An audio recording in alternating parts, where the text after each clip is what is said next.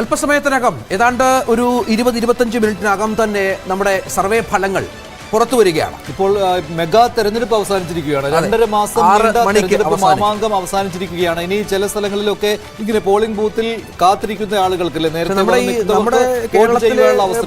ഉത്തരേന്ത്യൻ സംസ്ഥാനങ്ങൾ ഇങ്ങനെ വലിയൊരു ആൾക്കൂട്ടം എന്തായാലും മന്ദഗതിയിലായിരുന്നു. ഇന്നും പോളിംഗ് മന്ദഗതിയിൽ തന്നെയാണ് നടന്നത്. അതായത് ഇനിയുള്ള സമയം എക്സിറ്റ് പോൾ ഫലങ്ങളുടേതാണ്. അതിൽ രാജ്യത്തെ ഏറ്റവും വലിയ എക്സിറ്റ് പോൾ ആണ് ന്യൂസ് 18 പുറത്തുവിടാൻ പോകുന്നത്. News 18 poll hub mega exit poll. അതിന്റെ മെത്തഡോളജി ഒരു തവണ കൂടി പറയുകയാണ്.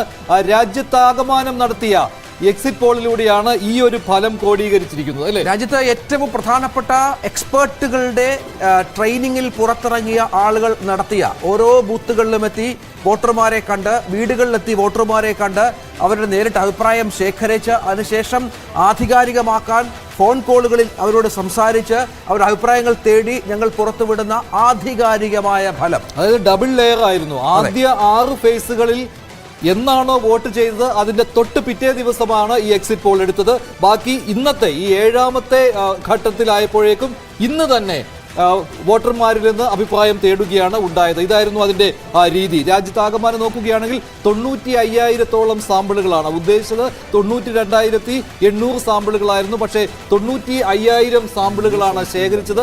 അതിൽ നിന്നാണ് ഈ ഡേറ്റ ക്രോഡീകരിച്ചിരിക്കുന്നത്. നേരത്തെ തയ്യാറാക്കിയ വളരെ കൃത്യമായി സ്ട്രക്ചറലായ ചോദ്യാവലികൾ കൊണ്ടാണ് ഞങ്ങൾ ഈ വോട്ടർമാരെ സാമ്പിളിംഗ് ആണ് നടത്തിയത്. അത് ശാസ്ത്രീയമാണ്. ഈ രീതിയിൽ എക്സിറ്റ് പോളുകൾ എടുക്കുന്നതിൽ അതേ രീതി തന്നെയാണ് അവലംബിച്ചിരിക്കുന്നത്. 21 സംസ്ഥാനങ്ങളിൽ, അതായത് 4 സീറ്റുകൾ മുതൽ മുകളിലേക്ക് ഉള്ള സംസ്ഥാനങ്ങളിലാണ് ഈ എക്സിറ്റ് പോളുകൾ നടത്തിയത്. അങ്ങനെ വരുമ്പോൾ 518 സീറ്റുകൾ, 518 മണ്ഡലങ്ങൾ ലോക്സഭാ മണ്ഡലങ്ങൾ കവർ ചെയ്തു. അവിടെ ഓരോ സ്ഥലങ്ങളിലും ബൂത്തുകളിലെത്തി, വീടുകളിലെത്തി. അതായത് അത്ര വളരെ കൃത്യമായാണ് ഇന്ത്യയിലെ ഏറ്റവും വലിയ വാർത്താ ശൃംഖല പ്രേക്ഷകർക്കായി ഈ എക്സിറ്റ് പോൾ. എക്സിറ്റ് പോളുകളുടെ ശാസ്ത്രീയതയെ പറ്റി സംശയിക്കുന്ന ആളുകളുണ്ട്. പക്ഷേ അവർക്ക് മുന്നിൽ 2014-ലെയും 2019-ലെയും കാര്യങ്ങൾ കൂടി പറയുകയാണ്.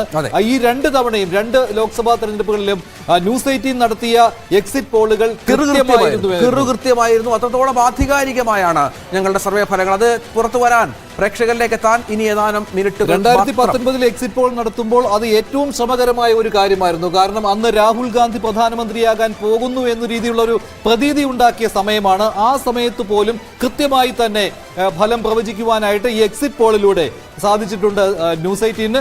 ഇത്തവണ 2024-ൽ പ്രധാനമന്ത്രിയായി നരേന്ദ്രമോദി 3ാം ടേം ഉറപ്പിക്കുമോ, അതോ ഇന്ത്യ സഖ്യത്തിൽ നിന്നൊരു പ്രധാനമന്ത്രി ഉണ്ടാകുമോ? 295 സീറ്റുകൾ നേടി അധികാരത്തിൽ വരുമെന്ന് ഇന്ത്യ സഖ്യ നേതാക്കൾ അല്പം മുമ്പ് മാധ്യമങ്ങളെ കണ്ടു പറഞ്ഞു. 230-ന് മുകളിലേക്ക് NDA സഖ്യം പോകില്ല എന്ന ആത്മവിശ്വാസം അവർ പ്രകടിപ്പിക്കുന്നു. അവർ പറയുന്ന ഈ സഖ്യത്തെ തകർക്കാൻ കഴിയില്ല. അതുപോലെ തന്നെ ഇതിൽ ഭിന്നിപ്പുണ്ടാക്കാമെന്ന് ആരും ശ്രമിക്കേണ്ട, എല്ലാവരും ഡൽഹിയിൽ ഒത്തുകൂടിയിട്ടുണ്ട് എന്ന കാര്യം പറഞ്ഞുകൊണ്ടാണ് ഖർഗെ ആ മീറ്റിംഗിൽ മാധ്യമങ്ങളോട് സംസാരിച്ചപ്പോൾ ആ മീറ്റിംഗ് അവസാനിപ്പിച്ചത്. തമിഴ്നാട്ടിൽ തുടങ്ങി കേരളത്തിലേക്ക് എത്തി ആന്ധ്രാപ്രദേശ്, തെലങ്കാന, ബീഹാർ, ഉത്തർപ്രദേശ്, വെസ്റ്റ് ബംഗാൾ വഴി ഗുജറാത്തിൽ എത്തത്തക്ക രീതിയിലുള്ള ഒരു സർവേ ഫലം.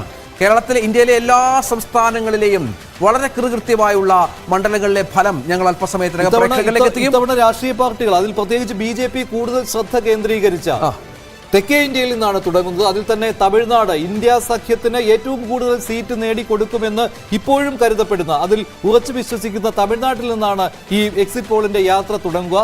തമിഴ്നാട്ടിൽ നിന്ന് മറ്റ് തെക്കേ ഇന്ത്യൻ സംസ്ഥാനങ്ങൾ കടന്നായിരിക്കും പിന്നീട് മറ്റ് മേഖലകളിലേക്ക് എക്സിറ്റ് പോൾ പോകുന്നത്, എക്സിറ്റ് പോൾ ഫലങ്ങൾ പോകുന്നത്. അതിനൊപ്പം തന്നെ ഈ പല ഘട്ടങ്ങളിലായി പോളിംഗ് നടത്തുന്ന ബീഹാർ, ഉത്തർപ്രദേശ്, വെസ്റ്റ് ബംഗാൾ ഇവിടങ്ങളിലെ ഘട്ടം ഘട്ടമായി തന്നെയുള്ള ഈ എക്സിറ്റ് പോൾ ഫലങ്ങൾ കൂടി ഈ തെക്കേ ഇന്ത്യൻ സംസ്ഥാനങ്ങൾക്കൊപ്പം പുറത്തുവിടുകയാണ്. അതിനുശേഷം ഗുജറാത്ത് പോലെയുള്ള സംസ്ഥാനങ്ങൾ, ഗോവയിലേക്ക് പോകും, മഹാരാഷ്ട്രയിലേക്ക് പോകും, രാജസ്ഥാനിലേക്ക് പോകും, മധ്യപ്രദേശിലേക്ക് പോകും. അങ്ങനെ എല്ലാ സംസ്ഥാനങ്ങളെയും സമഗ്രമായി കവർ ചെയ്തുകൊണ്ടുള്ള ഒരു എക്സിറ്റ് പോൾ. അതായത് ന്യൂസ് 18-ന്റെ സ്വന്തം എക്സിറ്റ് പോൾ ആണിത്. ഇത് രാജ്യത്തെ ഏറ്റവും വലിയ വാർത്താ ശൃംഖല പ്രേക്ഷകർക്ക് മുന്നിൽ സമർപ്പിക്കുന്ന എക്സിറ്റ് പോൾ ഫലങ്ങളാണ്. അതുകൊണ്ട് ന്യൂസ് 18-നൊപ്പം തുടരുക. എന്താണ് രാജ്യം ഈ 2.5 മാസം കൊണ്ട് ചിന്തിച്ചത്? ആരാണ് രാജ്യം ഭരിക്കാൻ പോകുന്നത്? ഇതിന്റെ ഒരു ഏകദേശ ചിത്രം കിട്ടാൻ പോവുകയാണ് ഈ എക്സിറ്റ് പോളിലൂടെ.